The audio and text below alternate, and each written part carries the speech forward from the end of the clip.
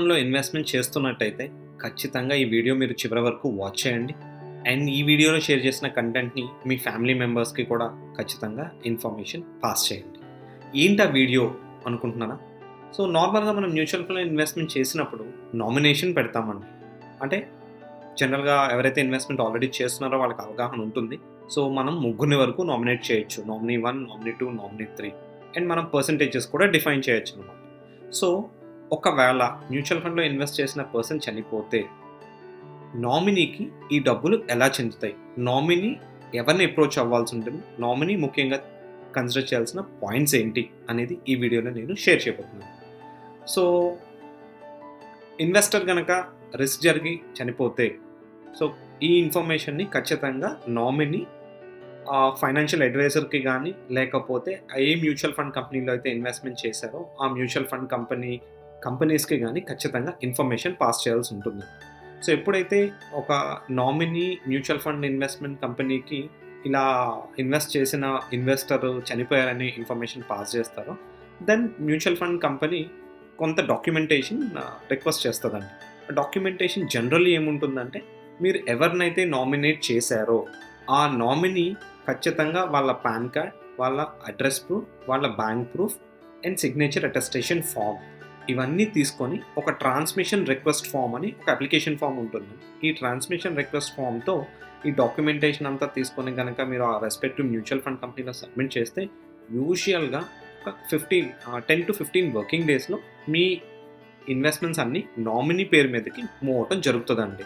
So, ఇందాక నేను చెప్పిన డాక్యుమెంట్స్‌లో అతి ముఖ్యమైన డాక్యుమెంట్ ఏంటి అంటే, ఒరిజినల్ డెత్ సర్టిఫికేట్ కానీ, లేకపోతే అఫిడవిట్ చేయబడిన ఒక డెత్ సర్టిఫికేట్ కానీ కూడా ప్రొడ్యూస్ చేయాల్సి ఉంటుందండి.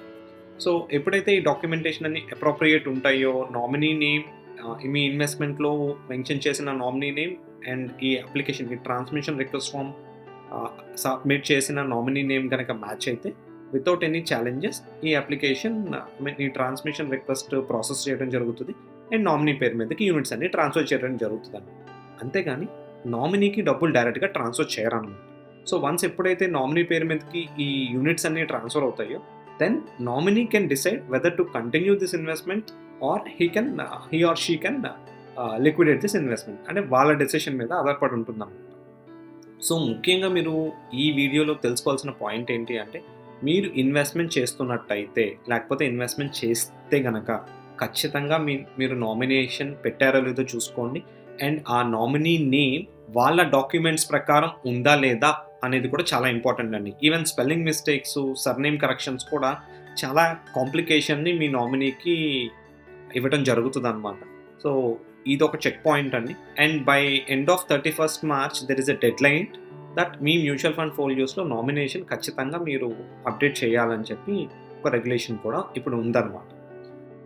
ఈ వీడియోలో షేర్ చేసిన ఇన్ఫర్మేషన్ మీరు తెలుసుకోవడంతో పాటు మీ ఫ్యామిలీ మెంబర్స్ కూడా షేర్ చేయాల్సిన బాధ్యత as an investor and a responsible family మెంబర్‌గా మీ మీద కూడా ఉందన్న విషయం మర్చిపోకండి. ఈ వీడియోలో షేర్ చేసిన కంటెంట్ మీకు ఉపయోగపడుతుందనుకుంటున్నాము. దీని రిలేటెడ్ ఇంకేమన్నా మీకు క్వెషన్స్ ఉన్నా, డౌట్స్ ఉన్నా మీరు కామెంట్ సెక్షన్‌లో మీ మీ క్వెషన్‌ని పోస్ట్ చేయొచ్చు.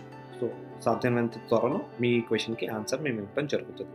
అండ్ మా నెక్స్ట్ వీడియోలో అసలు నామినేషన్ లేని ఇన్వెస్ట్‌మెంట్స్‌కి ఏం జరుగుతది? అసలు నామినీయే అల్టిమేట్ ఓనర్ అవుతారా?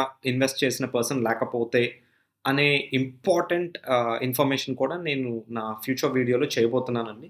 So, stay tuned to us. Thank you. If you like the content in the video, please like and share the video and subscribe to our YouTube channel. If you need any personal appointment, do call us to the below number.